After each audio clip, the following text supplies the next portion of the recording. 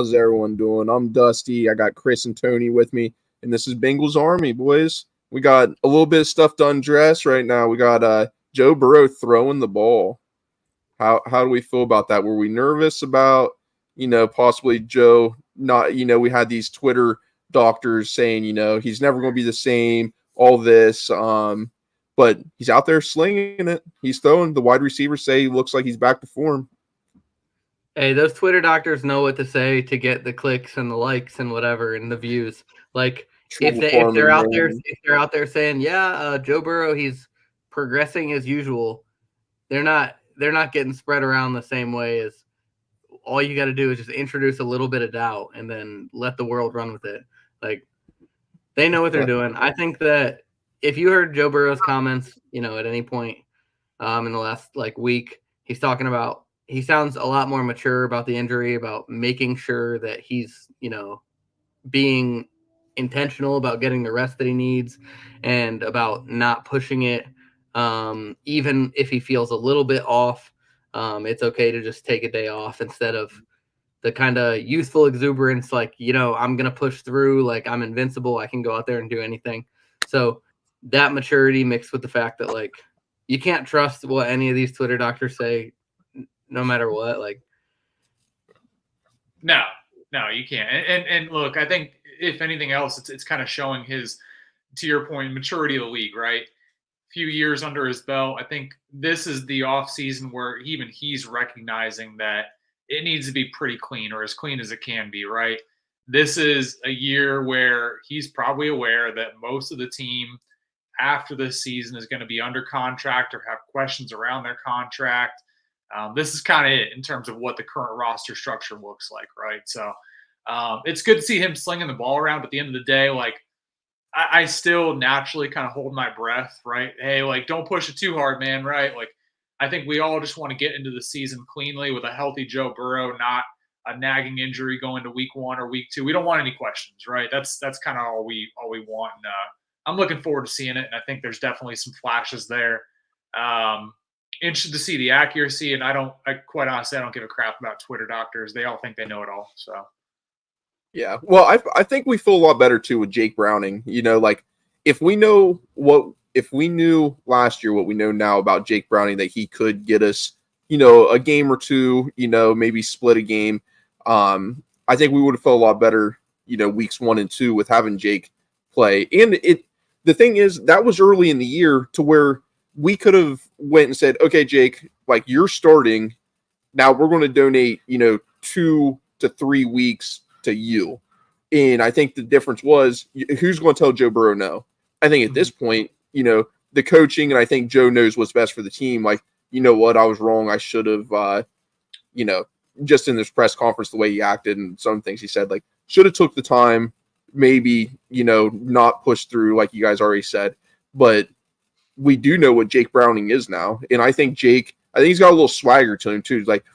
I seen a video of him rolling in with Joe on the cart, and just the way he kind of looked, he looked like he had a little more swagger than he did last year. He looked a little different. And I think he's a little more confident. So I feel pretty good about if Joe needs to miss a game or two, or, obviously we don't want him to miss more than 3 games, but a game or 2, 3 games at most, if he has to, I have no problem with Jake. I think Jake can step up, and I think he can perform, and I think the team respects Jake too.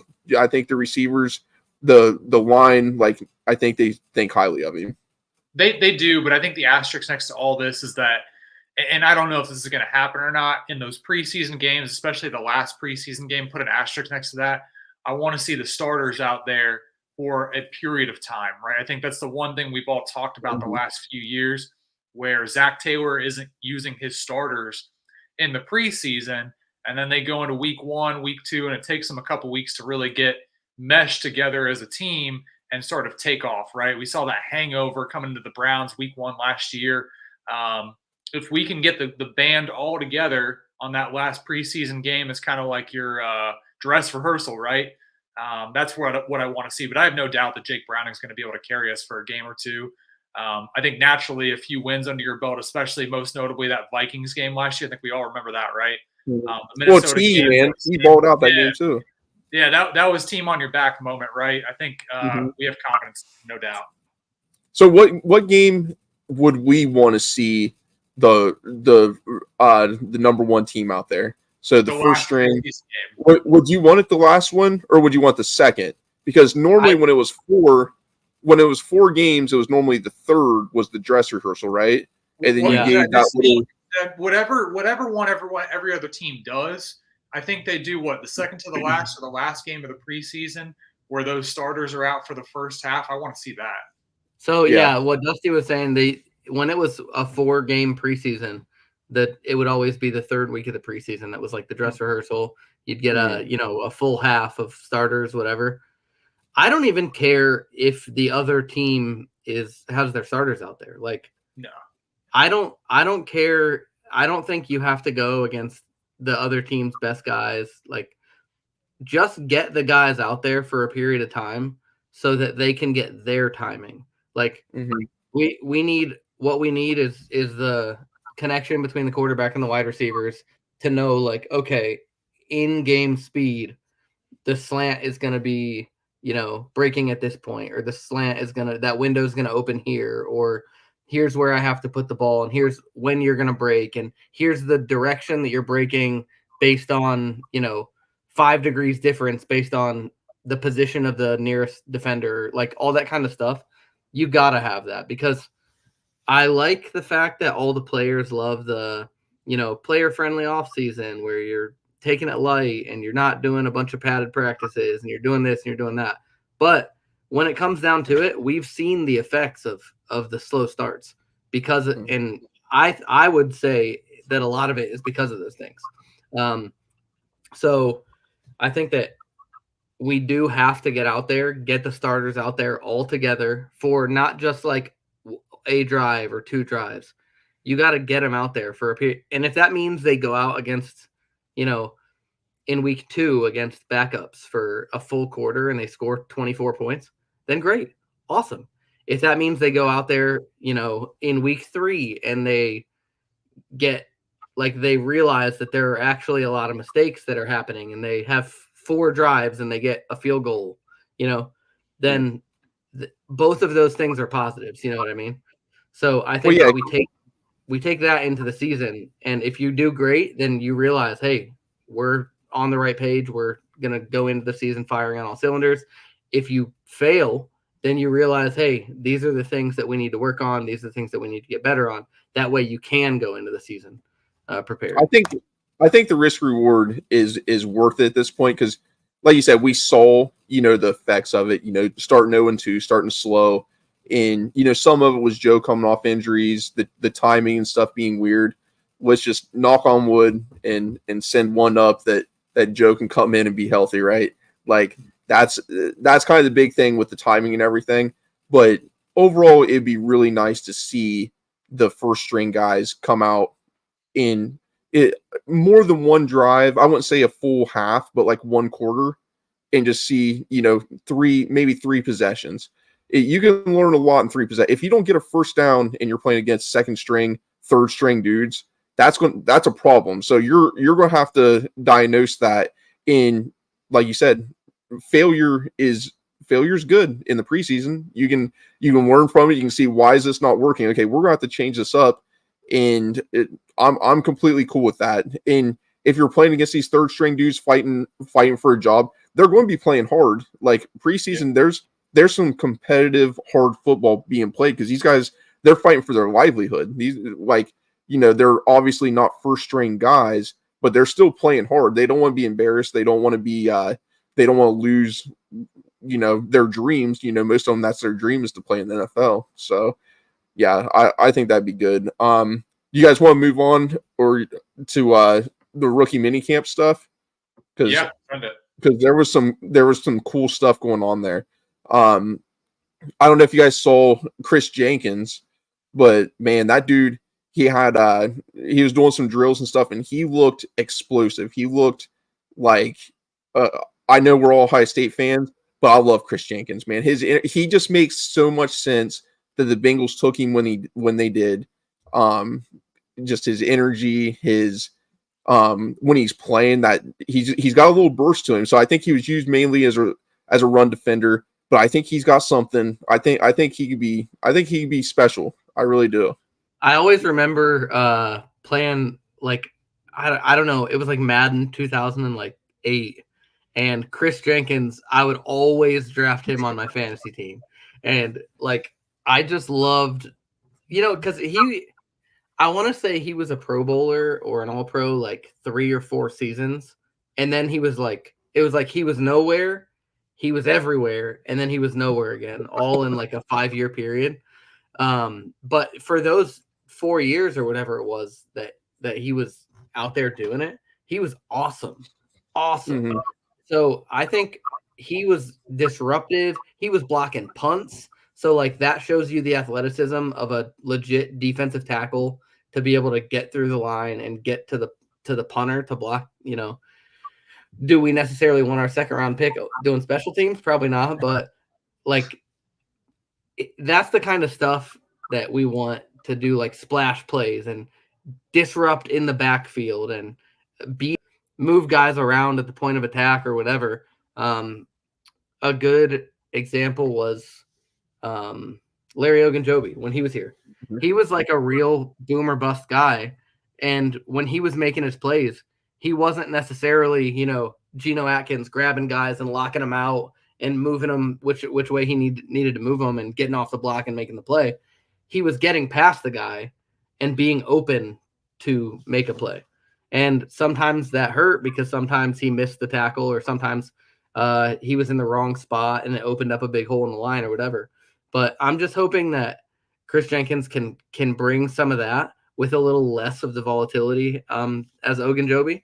So I'm really excited to see the splash plays, to see the athleticism, because that is something like DJ Reader has been awesome, but we haven't really seen the athletic plays from the D-line in the last couple of years since Geno's been gone. So, well, I think the big thing was with Larry Ogunjobi, we never replaced him. But I can remember, I think it was against the Steelers a couple years ago when DJ Reader, he was being blocked, so he's being doubled, and he almost does like a split and somehow chucks a dude off of him, clogs the hole, and makes a tackle. Like DJ, man, DJ was a freak, but I just think having that interior pass rush made such a difference when you had somebody with a good rotation. With BJ Hill, when you had BJ Hill and Larry O, man, that was huge for us. So I don't know exactly how this is going to look, because we got the rookie, we got what's his name, Jackson, McKinley Jackson, and he, like, hopefully he's shown a little burst and stuff. So hopefully, he can come in and do a little more, like he can fill the holes a little better and not ask a whole lot of him, but he can fill those holes for us and then let those guys just have a solid rotation, because we saw firsthand what that rotation looks like on the D-line, how good that can be. Yeah, and no doubt, I mean, we want to have that rotation, but I think I think the underrated feature of having more depth on the defensive line, specifically a guy like Jenkins, right? The run plays I saw last year were the running backs taking their hole and just running with it, right? How many times have we missed the days where these running backs have to bounce off that hole, maybe go to move to the outside, move to a different hole, move from the B gap to the C gap, or even outside, right? And then the linebackers clean it up. That was something that Ogunjobi specifically provided, right? He was a boomer bust guy, but between him and Reader, they were able to misdirect those running backs to where the linebackers, maybe a corner, could clean that up. That's what I'm looking for out of a guy like Jenkins. I'm not looking for, I mean, I would love it, right? A superstar, but at the end of the day, I want somebody that can make those misdirections happen, so that way our athletic linebackers and our corners can clean that up. That's what I didn't see last year. I saw a lot of the running backs just running free, right, man? That's really all we're looking forward to, and especially with the depth that we got from the draft, right? If we can get a lot of production out of those two guys, right, where they move into the regular rotation on first down, second down, and then maybe one or two of them on a third down, giving guys like Rankins a break when he needs it, we're not relying on them so heavily like we did a DJ Reader and BJ Hill, right? I mean, we leaned so heavily on those guys at times where it was like they just never got a break. That's what I'm looking forward to. Yeah, somebody that can give a little penetration and then misdirect these running backs would be that would be great. I think there's a really good chance because Sam Hubbard, he was hurt a good bit last year, so we kind of are forgetting about Sam. Cam Sample has played decent when he's had opportunities. And Joseph Osai was a no-show last year, which a lot of people thought the way he ended the year, besides the late hit and stuff, he was an impact player in that Chiefs game, both good and bad. And I think we thought he was going to take a step last year. And this year, hopefully, he can get out of his own head, whatever he had going on. He could be an impact dude as well. So there's a really good chance we could have a nice rotation there. I don't know. I think that's probably what I'm most excited for. And that's going to make our linebackers play a lot better. And then when you have Geno Stone and Von Bell, everything up the middle is kind of solidified. It's going to make the linebackers play a little better and take a little weight off their shoulders, I think. Oh, yeah, and it's going to force these quarterbacks to have to pass the ball on our cornerbacks, right? But we're going to have that middle of the field stopped up. We just saw such a drop-off from Pratt and Wilson last year, and it wasn't necessarily their fault.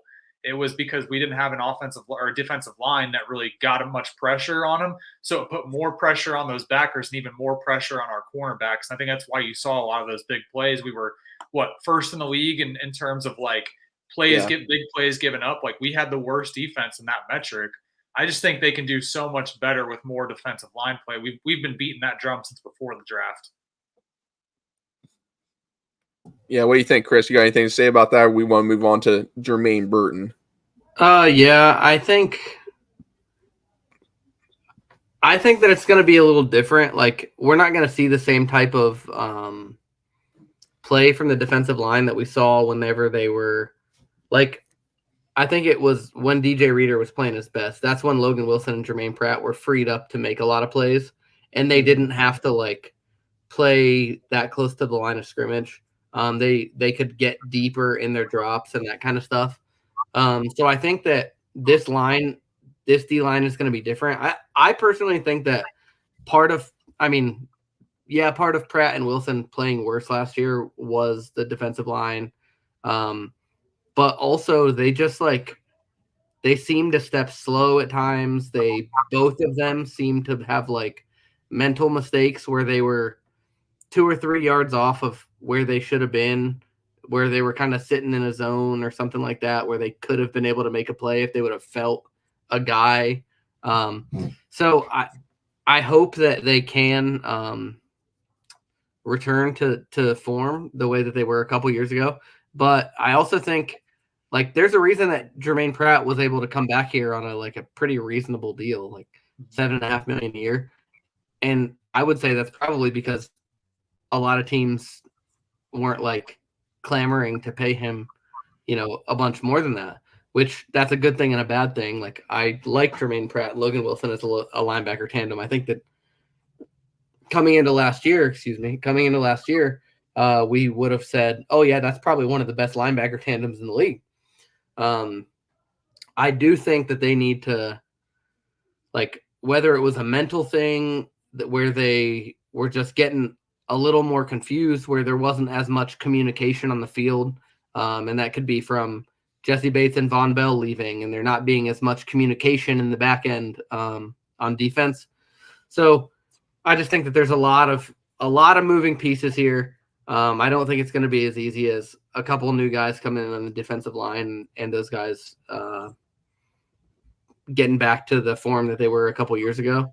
But at the same time, I think that the defense as a whole, bringing in new guys, keeping the guys more fresh, another year of development for Osai, Cam Sample, Miles Murphy, all the young guys, and bringing back Von Bell, and hopefully Geno Stone steps in to kind of that Jesse Bates role, and the communication is more sound on the back end. Hopefully that, long story short, hopefully that can get our defense back on track.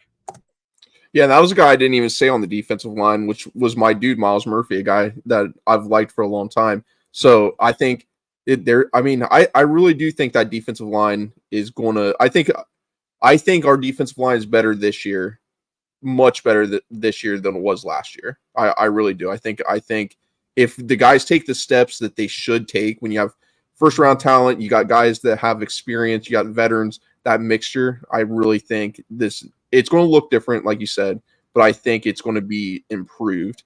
And also, the secondary I think is improved. We did lose Cheeto, which is a problem. But last year also, we lost Jesse Bates, Von Bell. Cheeto was coming off an ACL. Like, that's 3 starters right there, and you're plugging in DJ Turner and Cam Taylor Britt. He missed time. Like, Eli Apple was gone. Like, so you start naming these names, it's like, man, those were guys that were staples in our Super Bowl run, in our AFC, the AFC Championship game. Those dudes were a big role in it. So it does make sense why that communication was down. But I think it's only going to make our linebackers play better. I think Jermaine Pratt and Logan Wilson, they learned from it. I think they had to be smarter. They couldn't just play. They couldn't play freely because they didn't have the veterans. They had to be the veterans. And they had to think. They had to, call out what they were seeing. And communication's always there. Anybody that played any sport, communication's key for everything. Basketball, even baseball, football, communication is key, especially up the middle. So I think there's guys, I think we'll see them play better, especially with Von Bell back, the rookie DJ Turner getting another year under his belt, Dax Hill playing multiple positions, but he's now got more experience. I think the team's going to be better. I do want to see us get a free agent cornerback.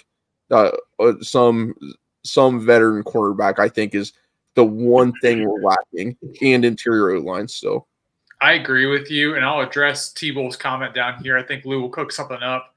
I hope so, but we were all so high on Lou Anarumo going into last season. Like, he should have been a head coach, right? But he kind of let me down last year. Like, with his adjustments at halftime, I didn't see it. Like, I did not see the adjustments, whether it was because we had a young defense or, they just weren't gelling together. I didn't see those adjustments at halftime he was so, like, it was a staple with him as a coach, like, make those adjustments at halftime, come out in the second half and just dominate. I didn't see it. I hope he does. Maybe the Von Bell thing brings something back to his defense that he didn't have. But I really hope so. I think the one thing that scares me, real quickly, not to get off topic, but the one thing that concerns me with this defense is the lack of experience in certain key areas, right? Especially in the secondary. I know Geno Stone has a couple years under his belt. CTB has a couple years under his belt now, but for the most part, like, we're not a very experienced defense as a whole unit. I've certainly been a Miles Murphy hater. I'm still going to be a Miles Murphy hater. I think Osai took a sophomore slump, but I think we should see a progression there. I just want to see a lot of these guys take a step that they just quite honestly haven't taken. Like, we've seen Wilson take a step. We've seen Pratt take a step. We've seen CTB take a step. We've obviously seen it out of Trey. I think we've seen the apex of what Sam Hubbard can be, which is a good solid player, but certainly a rotational player. I just want to see this unit as a whole come together, because if there's one thing that we all know championship teams have, is a good defense that plays well together. The Niners had it. The Chiefs always have it, right? You got to have that to win championships. The Bengals had it in 2021.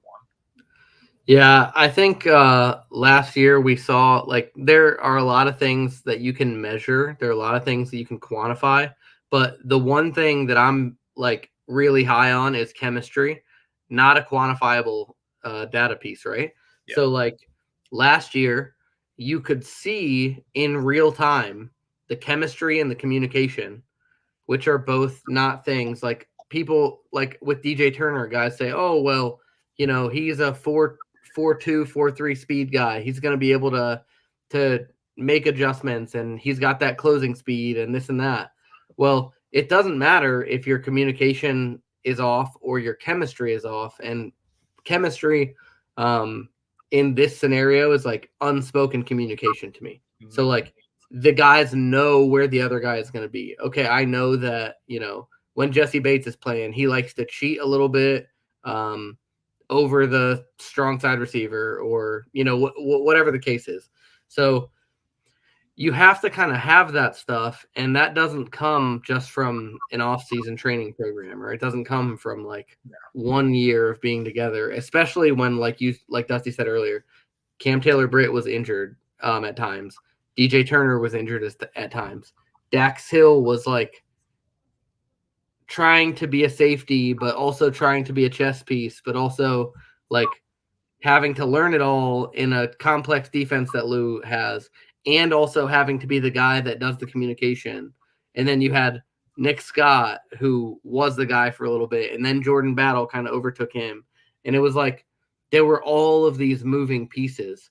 So when that stuff happens, you're going to lose something. You're going to lose the ability to know where the other people on defense are going to be, and you're going to lose the ability to kind of interpret communication as accurately as possible. When somebody says, hey, you got a guy coming, if I say that to Tony, or if Dusty says that to Tony, it could mean two different things. It could mean, okay, there's a guy 3 yards from you, or there's a guy 7 yards from you, based on who's saying it, or when they're saying it, or what coverage you're in. So all of that to say, again, I'm long-winded, whatever. So all of that to say, I think that Von Bell is going to be able to be clear and concise in his communication. And I think people are going to know the expectation. Like the reason that the Bengals were last in the league at big plays given up last year, explosive plays, whatever it was, it wasn't just because like, oh, we had a guy that was in position to make the tackle, but he just missed the tackle. It was that like once a game, it never failed. There was a play where you had a safety, a corner, and a linebacker. We're all looking at each other like, what the heck? And there's a dude 10 yards behind everybody that just gets wide open, whether it's a 40-yard completion and he's out on the sidelines or he's running into the end zone. It always came down to like a big play because of miscommunication, because guys didn't know exactly where they needed to be and when they needed to be there. The game that comes to my mind is the Houston game. Number one, we had no pressure on CJ Stroud. The byproduct of that was that corners, safeties, and linebackers were all on their own islands. We had to play zone coverage a lot because of it. And what happened was Noah Brown was across the middle over and over and over again to get those pass plays. And then they mixed it up with some run plays with Singletary, back and forth, ran right down the field and scored pretty much as they wanted to, right? It was anybody but Noah Brown. Anybody but Noah Brown. Whatever. There was no pressure on the quarterback. He had all day back there.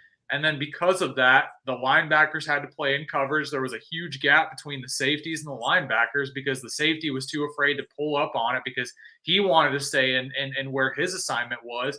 It was just a total like class A example of, hey, this defense is young. They don't know how to play. Like they're just not meshing together and they're not getting the production they should. Yeah, Tony, you took the words right out of my mouth because that was the exact game in the exact thought I was thinking of. I was like, Houston. I was like, I'm going to say Houston. I'm going to say Houston right now because it was just over and over. And everyone, even myself included, blames Tyler Boyd for that loss. Now, maybe don't blame Tyler Boyd. I put a lot of weight on that because that was Tyler Boyd. Like, it was a catch he makes, 99 times out of 100. He dropped the ball. You have to make the play. And you got that young secondary. So, I do wish Tyler Boyd would have caught that ball. It could have been a difference in us making the postseason possibly. To this day, I think it's the difference in us making the postseason. But go on. You do? 100%. Yeah. If you want to split hairs, yeah. Yeah, I think there are 100. There are probably 10 other plays in that game where you could also point to and be like, if this guy makes the play, if this guy makes the play, if this guy makes the play. So, sure, but when you have your most reliable, gives up 24, you're going to blame it on the offense. It doesn't make the play to ultimately win it. Like it is what it is.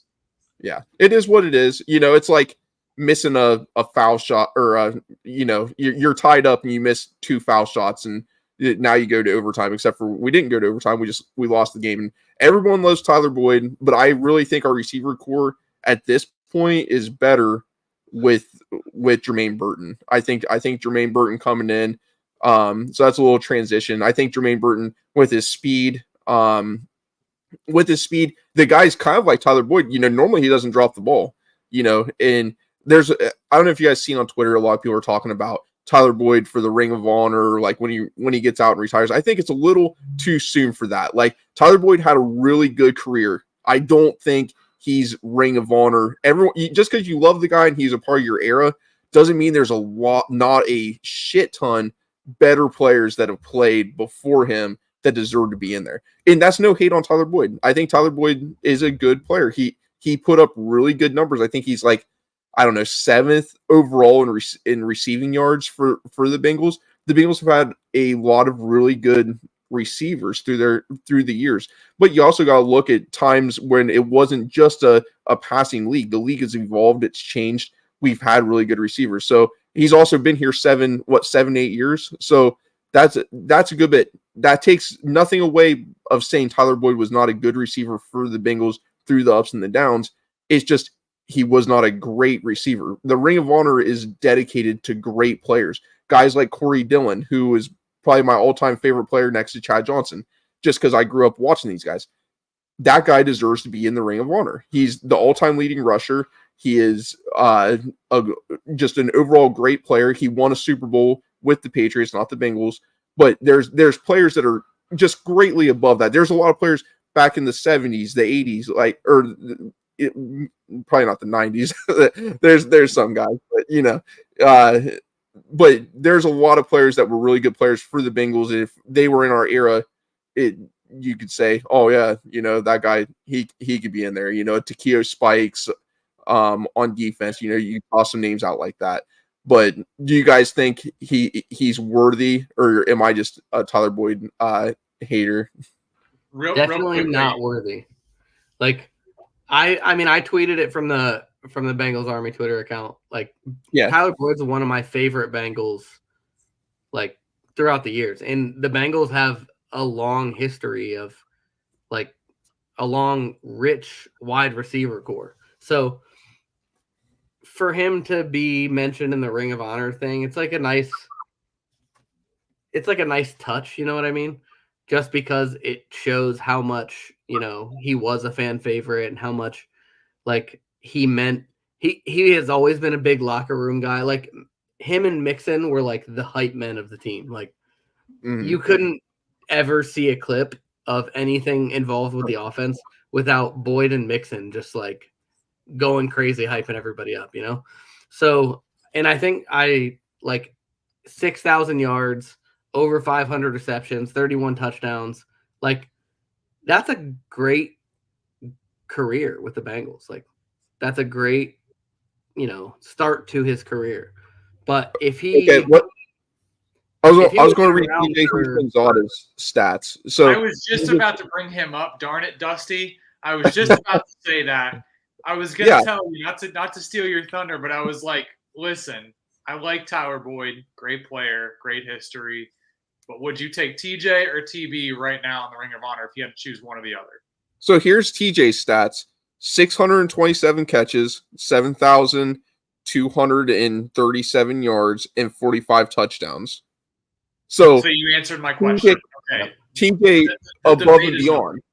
So that's exactly what I was going to say too, is that, like, if Tyler Boyd stays for 4 more years and he gets another 2,000 yards and, 150 more catches and 20 more touchdowns, then I think we're having a different discussion. But as it currently stands, like, no, the guy's not worthy of the Ring of Honor. Like, and this is coming. I love Tyler Boyd. Like I said, he's one of my favorite Bengals of this era.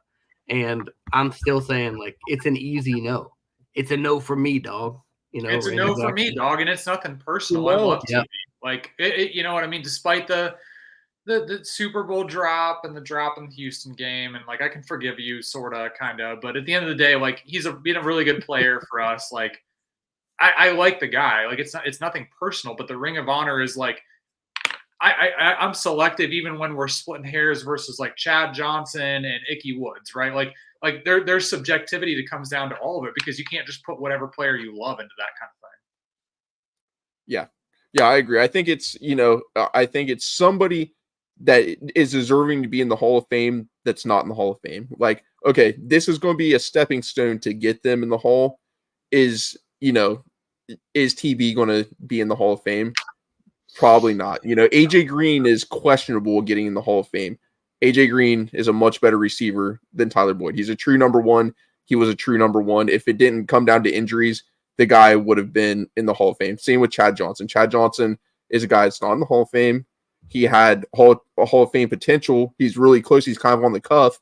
If he could have had maybe one more 1,000-yard season, I think there's a really good argument that he would be a Hall of Fame receiver. That the Bengals drafted. Also, I believe in the second round.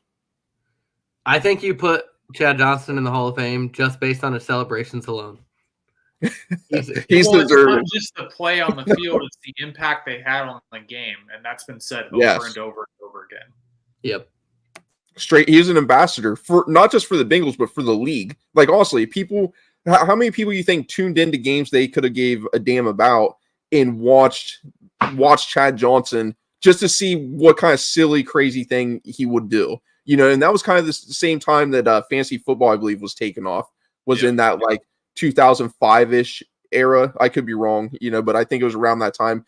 And Chad Johnson was always, proposing to cheerleaders, doing, silly autographs. Then you had T.O. come into the building for that year, but like it was a show. It was exciting. It was something to see. And so if you had nothing invested in it, sports gambling, depending on what state you was at, what kind of bookie you had, you might not have been able to do sports games. So maybe you're just watching the game because the game was on. And Chad Johnson's a fun, entertaining guy. And like you said, he was a great ambassador for the league in general. And he's still really a great guy for the league. And for McDonald's too. That was like making these make some money.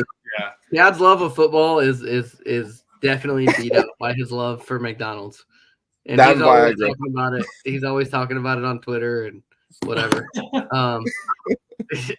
Which is just hilarious that a dude, he's still out there. He did like an amateur boxing event. Yeah. When was that? Like a couple years ago or something like that. Mm-hmm. But he's done he's like the most interesting man in football. He's like soccer. He's got his own line of cigars. If you didn't know that, he's got his own line of cigars. He's like Madden, McDonald's, Madden. He's doing the Madden ratings, dude. Chad, what a guy! So national treasure, not to steal the show here, but I was having a conversation with my wife, and I don't know, it was weeks ago, but I was like, we were at dinner. I was like, one of my favorite players, Chad Johnson, he used to talk about when he took a girl on a date.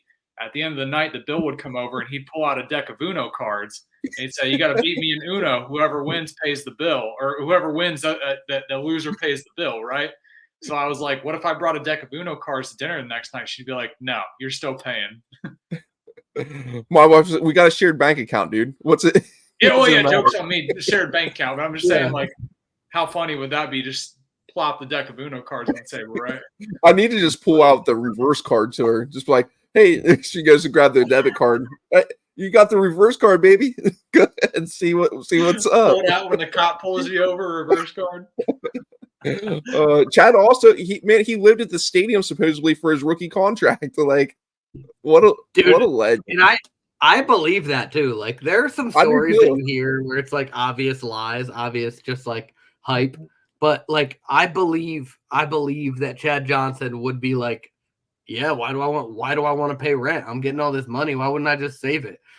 Because I mean, the story goes, he's asking Marvin Lewis about all these, financial tips and stuff like that. And he's getting all his finance info from Marvin and living in the stadium. But hey, dude, I forget what podcast it was, but they were like, Chad, what do you do if you go out on a date and you pick up a chick, and you want to bring her back to your place? You can't bring her back to your place. You're like, oh, just take her to a hotel. I'm like, Well, who paid for the hotel? Well, she would if she wanted to go. If she wanted me to go back with her. I wish I could remember that podcast I was listening to, man. But yeah, Chad, that dude's great, man. He, like you said, he deserves to be in the Hall of Fame just off his character alone. I thought it was pretty great too that TJ Hushmanzada got announced the pick for Jermaine Burton, which was a guy that was off a lot of our radars. But Jermaine Burton, I mean, he's a baller, man. 20 plus yards per reception in the SEC, like that's impressive. And he had multiple quarterbacks that were not super great quarterbacks. They're kind of fighting for roles, doing different things. So they could pan out to be a whatever that dude is now. I forget his name, but he pans out and he is a decent quarterback. But still, the quarterback play was a little different. There wasn't a whole lot of stability there. I think I'm excited for him. He may be my most. I might be most excited for him for this year. Maybe not long term. There's a good chance Mims and Jenkins could be really that long term, where it's like, man, those guys were solid hits. But Burton for this year, I think, is going to have possibly the biggest impact for us. Is there a guy that you guys think? I mean, you could probably argue with Jenkins, but Burton's mine for this year. Who's your biggest impact player for this year? So I talked about it on the last episode. He was my favorite player coming out of the draft, maybe outside of Jenkins. I think Jermaine Burton is going to be a flashy player. There's going to be a little bit of a growing pain there where he gets used to the speed of these NFL corners. There's a huge difference, right? I think his trademark at Alabama was the fact that he had so much separation, and the only thing holding him back was the fact that his quarterback was kind of learning on the job throughout the first half of the year. So I think we're going to see some serious flashes. I was super impressed by some of the small snippets I saw from training camp where he was, flashing right off the scene, a lot of speed, good separation. I saw the hands there as well. I think that guy is going to flash off the screen. Do I think it's going to be a Jamar Chase type thing? Probably not. But is he going to be a really solid wide receiver 3, wide receiver 4 fringe guy for us? Absolutely. I mean, anytime you hear a guy multiple people come out and say, "Oh yeah, that guy was a first-round talent," if he didn't have the character concerns, if he didn't have the, his coach ran him out at Georgia because he couldn't, buy into the program, and he couldn't, if he didn't have all these question marks around him, but at the same time, he's 19 years old. In high school, he probably had everything he ever wanted handed right to him. Just because people were trying to suck up to him because they were hoping he would make the league. You got all these things going against. When I was 19, would I be mature enough to you know what I mean? No, absolutely. I'm 32. I'm still probably not mature enough to, do a lot of the right stuff, whatever. But Jermaine Burton, I mean, you heard TJ Hushmanzada talk about it. TJ says, this young man is willing to come in and he's willing to work hard, and we're on him every day that we work together about these things and about what it takes to be a pro. And if I trust somebody to teach a young wide receiver how to be a pro, I'm going to trust TJ Hushmanzada. He's done it for years. He's worked with him for years now. It's not it's just coming into the draft. If Chad is taking the guy under his wing, then I'm going to have some questions. You know what I mean? I'm going to be like, oh, this guy could. But I think TJ, he's got the right mindset, and he's got a worker's mindset. So he's going to tell him all the right stuff to do and like that. Now, TJ was what, a 6th or 7th round draft pick? Yeah. He was a later draft pick. And Burton was a guy that a lot of people was a top 50 player. So he's a top 50, but he slides. So that costs you money. Each pick, each round, you're losing money. But then you get in the hands of a guy like TJ, who's like, hey, I made a name for myself. My odds of playing and starting and contributing wasn't great. And I had to work for it, and I got it. You're going to have to work for the trust of the team. You're going to have to work for everything you get to prove them right. You know what I mean? You feel a lot better when you're proving people right for me than proving people wrong. Like, I really don't want to prove somebody wrong. I want to prove them you made the right choice by, it could just be, oh, being my friend, I didn't go out and embarrass you and act a fool or whatever. You want to prove people right. So I think Jermaine Burton, like Tony said, like you saw very short clips of him, but the clips that you see him kind of, he jumped for a ball and he showed his ups a little bit. His quickness, I thought he looked fast. I don't know if you guys saw all the clips, but his feet, his legs, I think he's only like he's 195, he's 6 foot. So, but he looks like a guy that could put on weight to me. I think he's got a frame where he could add a little weight to him, but his legs looked kind of thick. Like, and they looked, he was moving fast and moving good. So, his size of saying he's 6 foot, that doesn't really matter to me. How tall is Jamar? Jamar's like, what, 6 foot, 205, 6'1", 205. Like, Jamar's not a super big guy either. So if he puts, I'm not comparing him saying he's a Jamar Chase, by any means. I'm just saying, there's guys in the league that are that size that contribute and can play very well.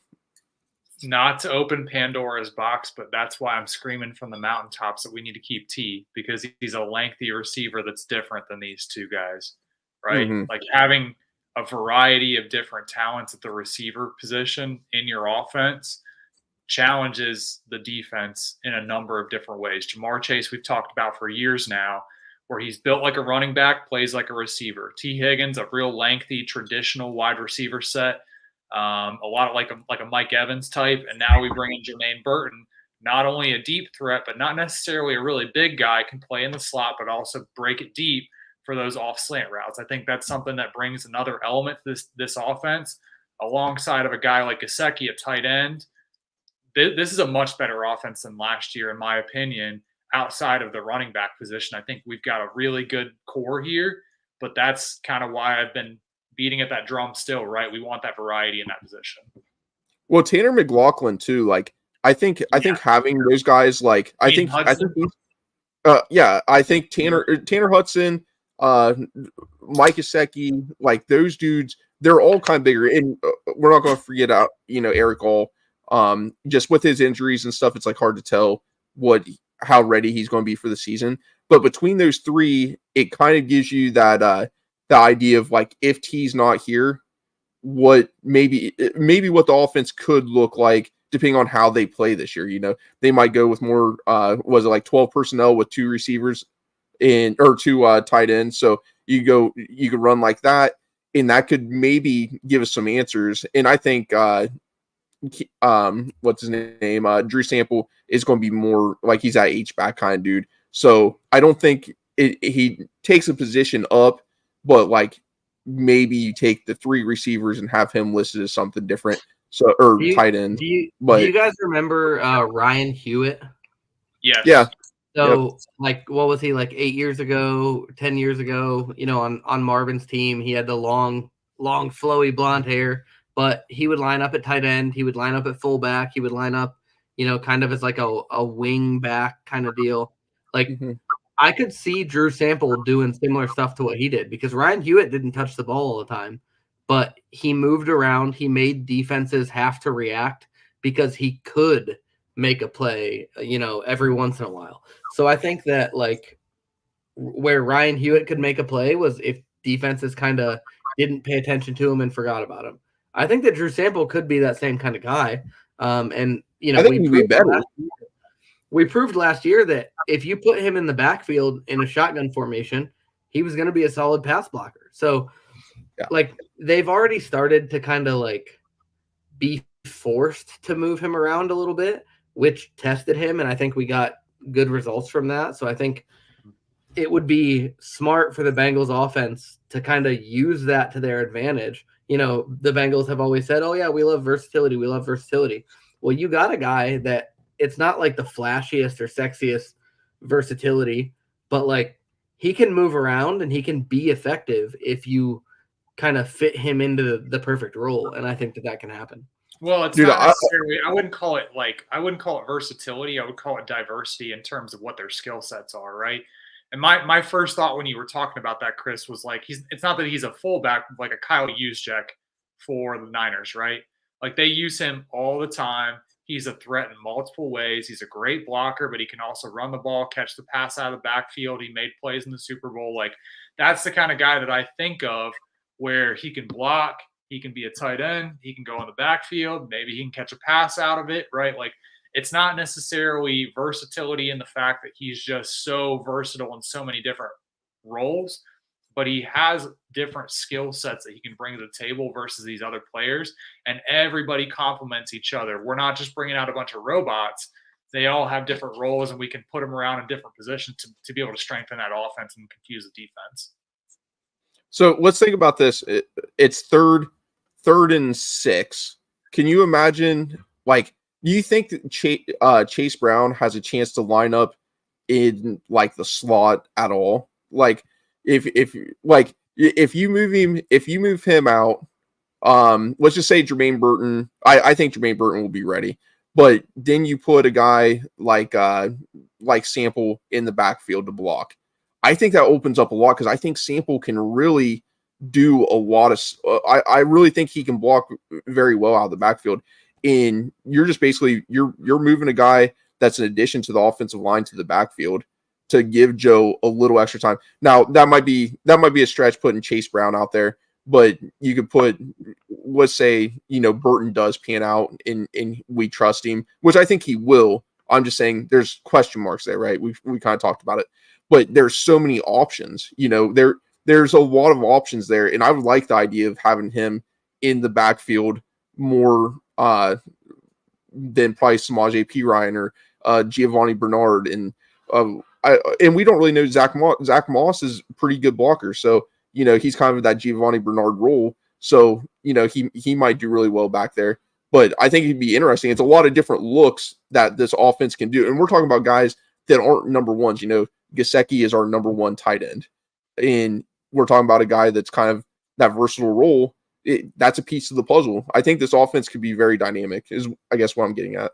As long as it's not a wide receiver screen to Jamar Chase, I don't give a crap what they do on third down. As long as, please, let's temper the wide receiver screens to Jamar Chase. I'm okay with the wide receiver screens as long as they just use them in the right moments. Like, yeah, maybe not third down, second down. Well, the thing is, whenever, like, it's like somebody that, like, whoever was calling the plays was like a 14-year-old playing Madden. Like, okay, it's 3rd and 8. I know that I can match the defense up correctly here and get a wide receiver screen, or like, oh, we're just trying to, get the ball out of Jake Browning's hands quickly and get him a couple easy receptions. So let's throw a couple screen, I think the screen game is going to be important, both a wide receiver screen and the running back screens. But, like, to your point, Tony, don't do it when everybody knows that you're going to do it, or don't do it when it's like, all right, it's 3rd and 12. Like, we really need to catch the defense slipping. I meant that facetiously. I didn't mean it like I meant it seriously. Like, it's a joke, but at the end of the day, like, I think all of us can agree, like, the screens were used so much, and they're like, hey, Jamar Chase, he'll just go out there and make a play. That's not always the case, man. Like, he's an awesome player, but that's not always the case. You're playing against pros. Yeah, and I made this point several times last year, but, like, the scheme needs to be better. Like, you see these guys on other teams, like the Giants last year with Wan'Dale Robinson was getting schemed, targets. And it's like, okay, if we can have a bad team with Daniel Jones at quarterback, scheming plays for your 3rd string wide receiver, like, why can the Bengals not figure out how to scheme T. Higgins open, or to scheme Charlie Jones or Andre Joseph? You can name a bunch of these guys. Like, Trenton Irwin has proved that can make a play or two. Like, I think that there's just so many times when like, the Bengals offense has fallen back to, like, all right, we're just better. Like, no, this is the NFL. Like, you're not just going to outskill everybody every time. Like, you have to have the advantage mentally. You have to have the advantage schematically, because you can be a more talented team and lose to schematic. So, like, there were times last year when I thought that Brian Callahan and Zach Taylor got beat by the defensive coordinator, where, like, I think they need to win more of those battles this year to continue to see the offense flourish, because we have all the talent in the world to do it. But if we're just going to rely on that talent, the NFL doesn't let you win that way. So I'm just keeping my fingers crossed that I see a little more variety, that I see a little more ability to scheme guys open, ability to use the screens effectively and not just use them because we got to mix a screen in every now and again, you know. Well, Chase Brown, it was, you know, we realized how explosive Chase Brown was, and then it was just like, okay, screen to Chase Brown, and I mean, he made it happen. But this is year 2 of Chase Brown. We kind of know what this guy is going to do, right? So we have to utilize it, like you said, in the right times. Utilize it because there could be a big play that pops off. What do you guys think about wide receiver like 4? Because you just mentioned Charlie Jones, Andre Yosevach, and then we got Jermaine Burton. We've got Trenton Irwin. Like, who do you think is going to step up? You think it's just going to be a cycle, play by play, just kind of depending, or do you? I can see Ti. You know, Ti has been kind of Joe's guy, and Joe was hurt last year for a lot. I could see Ti starting out as wide receiver 4. In maybe Trenton or maybe Yoshi or Charlie Jones. Like, a lot of people I feel like are sleeping on Charlie a little bit too. You know, Chuck Sizzle had 1,300 all-purpose yard or receiving yards back in the year before that for Purdue in the Big Ten. Like, he's got talent. He's a little older, but he might be a guy. Do you think he takes the step, or what are you guys' thoughts? Because I think there's a good chance Charlie could possibly surprise some people. I hope he does. You know, everyone's talking about Yoshi, but I would love to see Charlie take that step and maybe beat out a guy like Ti, beat out Yoshi, and just show him, hey, I'm this 4th round pick that put up a lot of yards in college. I have this ability. What do you guys think? I mean, I hope he takes that step. I hope the Bengals utilize him in the right way. He strikes me as a guy that is a slot receiver or a guy that can get open in the slot. If he can take that step, maybe we'll see that. I think naturally the progression is going to go towards Yosevach or Ti, just simply because Ti's been there, right? He's been that guy where maybe we do a flea flicker or whatever, and he's open versus the Browns, right? I think that's the play that kind of comes to mind for us, or maybe even the Bills game. But naturally, I'm going to kind of default to Yosevach. He's got the frame, the athleticism. I've definitely seen pictures of him this year. He looks more athletic. He looks bigger. Think that's the guy naturally I'm going to look to wide receiver 4. And I wouldn't be surprised if he takes the wide receiver 3 spot while Jermaine Burton is getting used to the speed of the NFL. You think Yoshi will start as wide receiver 3 over Burton? This is my personal opinion, and this is just me spitballing. I think personally it could be him or Ti as wide receiver 3 in the interim while a Jermaine Burton gets his sea legs under him. But Charlie Jones, like, I love him. He's so athletic, right? And I wouldn't be surprised if they do kind of like a round robin rotation, trying to see who makes that step forward as a true wide receiver 3. Yeah. You're muted, Chris. It wasn't me this time. It was Chris. I don't even think it's necessarily about who takes that step forward. I think those guys are different. Like, they're going to be used. It's going to be completely situation dependent. I think there are times like when you need essentially a second slot guy out there where Charlie Jones is probably going to get the nod over Trenton Irwin and Andre Yosevach. I think there's going to be times when you want an extra outside guy. So you want T and Trenton Irwin on the outside, and you want Jermaine Burton and Jamar Chase as like a bunch formation on one of those guys, or, you know, double slots on either side. So, and I think that Yoshi could be the guy. Okay, we want to bring in a 4th receiver or 3rd receiver who's going to be athletic and beat a guy up the seam or beat a guy on a deep out route. Or like create space for an underneath route for T or Jamar or even Gesicki. Like, I think it is all going to depend on what kind of flavor that drive needs, or what kind of flavor that play needs. And one of the things that I think is going to be really important is the blocking for these guys. Mhm. Like, I think there's going to be a lot of time when the third and fourth receiver are going to earn additional playing time because of their willingness to go out there and get a block that's going to spring, even if it's an extra yard and a half, like for the running back before he gets touched by a guy, because the receiver made the extra effort to kind of just throw him off the path a little bit, change his angle a little bit. I think that will earn a lot of guys some playing time as well. So it'll be interesting, but I think that they're gonna alternate pretty consistently all throughout the year, not just until somebody like wins it, but yeah, certainly. And I think one thing I might revise my answer to, the wide receiver 3 is probably going to be Gesicki at a tight end, right? Like, that's a natural guy that's been proven in this league. I think that might, and I've said this over and over. I'm going to take credit for it, but I think we've all talked about it. Was Joe needs a reliable tight end to be successful in the offense pretty regularly, right? Like, that outlet's the tight end. He uses it all the time. I remember being at the Bills game last year. He used T. Huddy so much to get good yardage and ultimately close that game out. We saw it in the 21 year with Uzama. That's going to be the guy. And then certainly, obviously, in 22 with, gosh, I forget his name, but he uses the tight end a lot, right?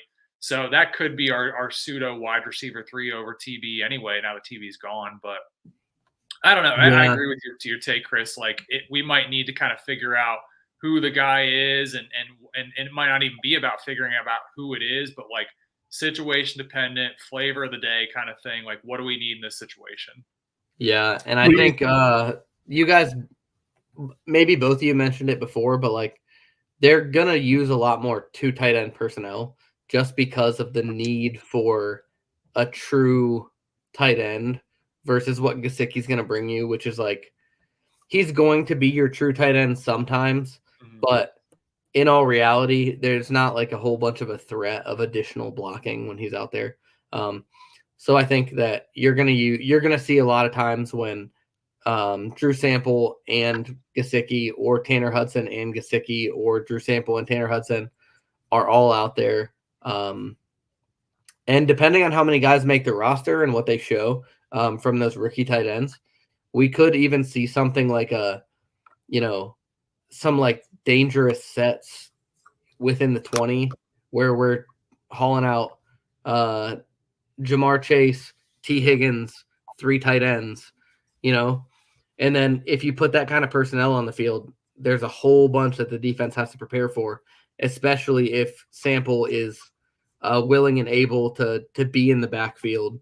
And whether that's in like a fullback type role or a pistol back kind of deal, like whatever the case is, I think that there could be a lot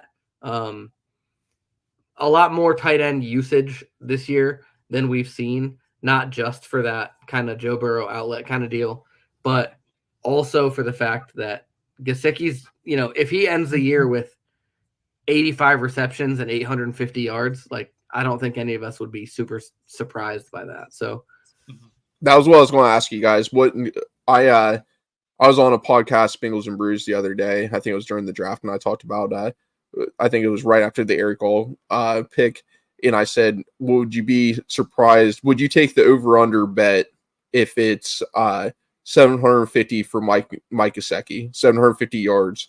Would you take the over or would you take the under with Tyler Boyd's departure? Now, we are at that point. We did draft Jermaine Burton, I believe, when I asked that. I would take the under just because we have good depth at tight end right now. At 750, I'd probably take the over. Like, I think if this Bengals offense is as explosive as we expect it to be, Joe Burrow could pass for 5,000 yards. And like, if we're talking about 1,700 yards for Jamar and 1,100 or 1,200 yards for T, okay, we're at 3,000. There's still 2,000 yards to go around. I'll take that number 3 guy to have 800, 850, 900. And I know a couple years ago, like we were almost to the point where we were going to see Jamar, T, and TB all go for 1,000-yard seasons. It didn't end up panning out that way. It kind of went off the rails a little bit, but I think to see two guys well over 1,000 and one guy kind of close to 1,000 is realistic for the ceiling of this offense. So I take I think it's really close. I think there's a really good chance that Gesicki could, because he's in a prove it year. I mean, really, he's kind of in a prove it year with what kind of contract he could get. You know, he could get this CJ Uzomah role where he gets, you know, paid some big bucks, or, you know, he might get mediocre money. I would like to think he would get 750 or above, just because I think starting out with the year, I think there's a really good chance he's that wide receiver 3, and then that development happens that we were kind of talking about. And I don't mean to sound like a pessimist when it comes to me betting the under on the 750. I just think we've got a good amount of ball players there that can catch the ball, and there's only one football to go around. I just think, like, with the depth at tight end, how much we used Tanner Hudson last year versus a guy like Gesicki coming in, and how, like, lackluster Irv Smith was. I just think there's a lot of mouths to feed, and not saying he couldn't get 750. I mean, I can see it, but at the end of the day, there's a lot of mouths to feed. I think the reason Tanner Hudson got so much run last year was because Irv Smith let everybody down. Agree. Yeah, no, I agree with you, but I'm just saying, like, Gesicki is much better than Irv Smith. We know what Tanner Hudson is now. Obviously, we don't have TB, but we know we've got Jermaine Burton coming in. There's still a ton of mouths to feed, and I think Jermaine Burton is going to bring a little bit of athleticism to the offense that TB just didn't really have towards the end of his years with the Bengals. So, how many yards do you think Tanner Hudson had last year? So we'll use this to put it in perspective. 400. Guessing? You said 4, Chris. What do you say, Tony? Give me an over/under. Over/under 300. Over.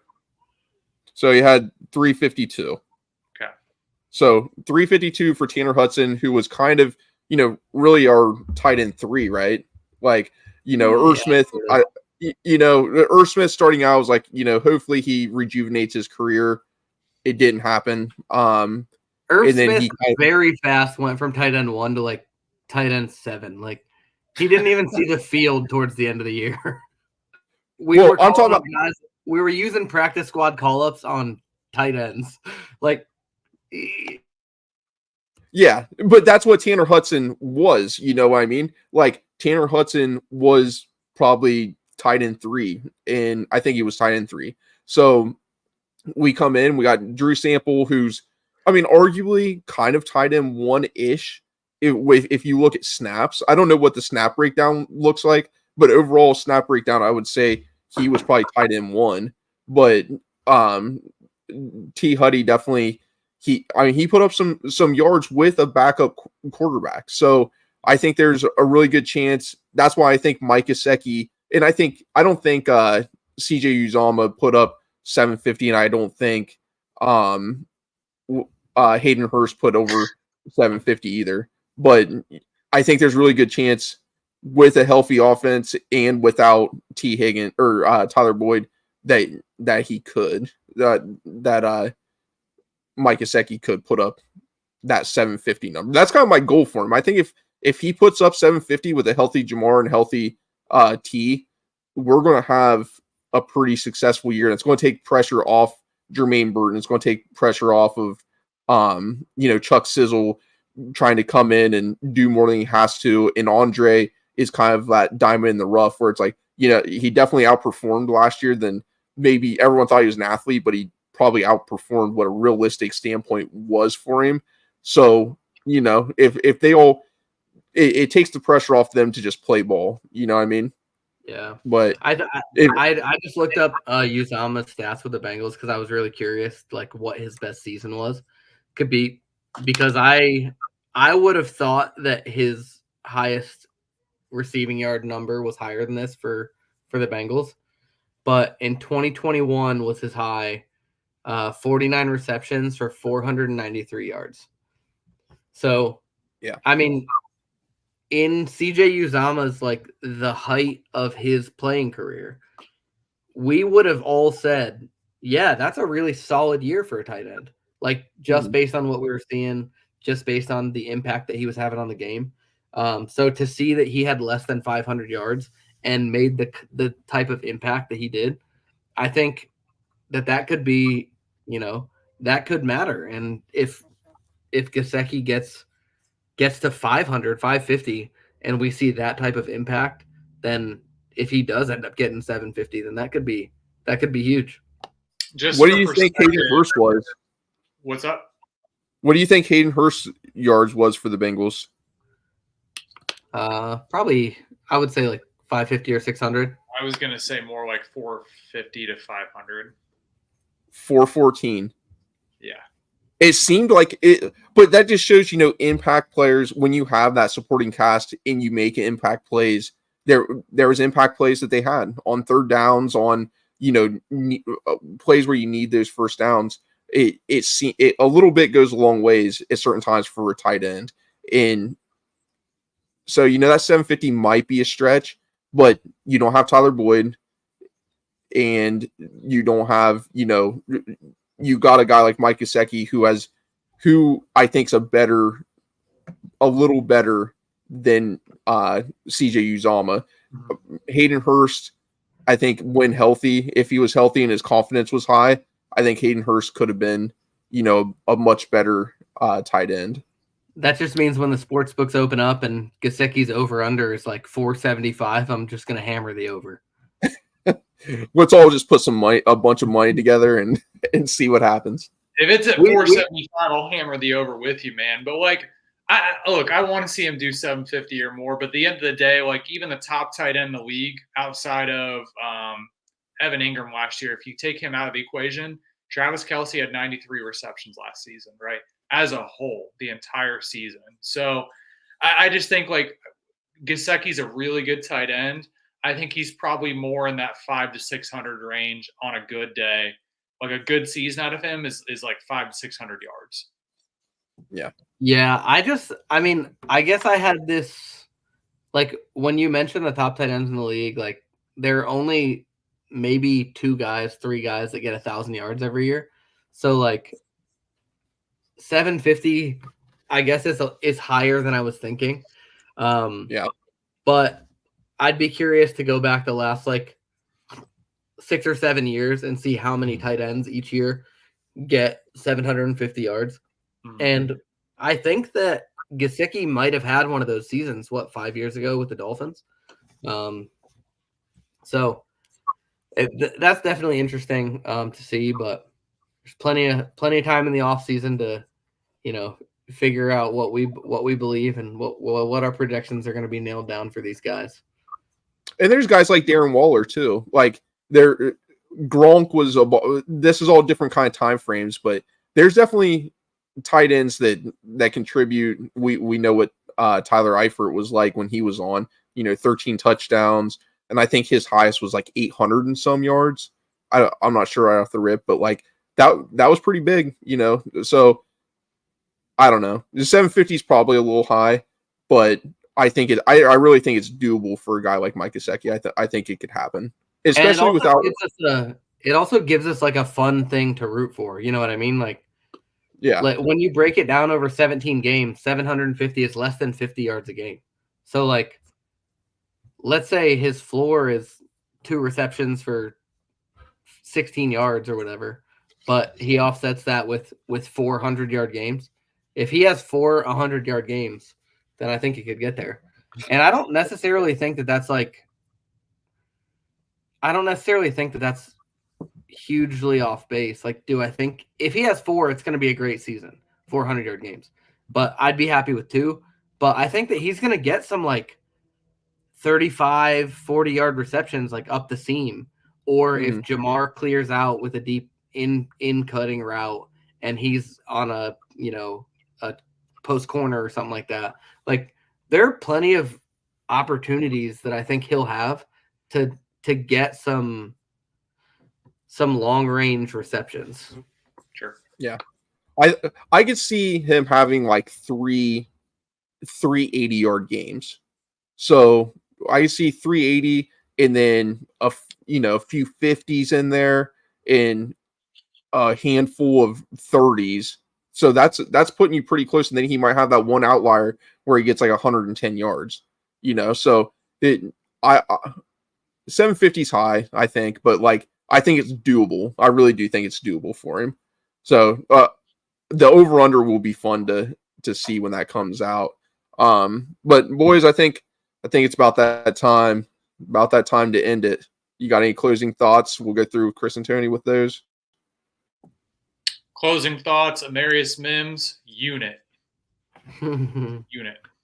Yes, sir. My closing thought is I'm just so excited because there's going to be a lot of competition this year.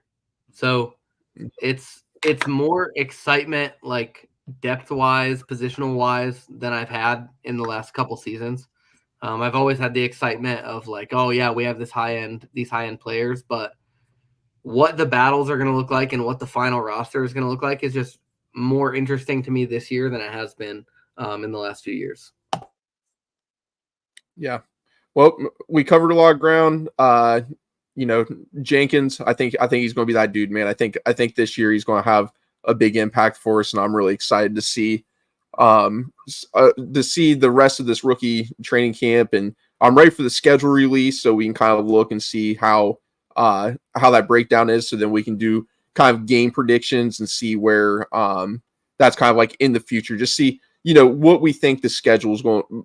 When we see what the schedule looks like, our total wins and losses, if we can be I'm sure we'll probably be around 11, 12, 13-ish that we're guessing at, but it'll be fun to see where them games are held.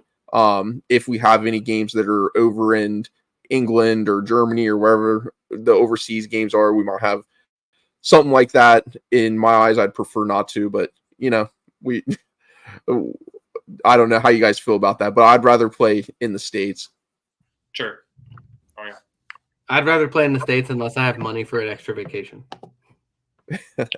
I agree. Well, thank you everybody that joined us. We've had quite a few listeners, everybody in the chat, man. We really do appreciate everyone's support, and we're looking forward to the season and keep talking Bengals football. Who Dey, baby.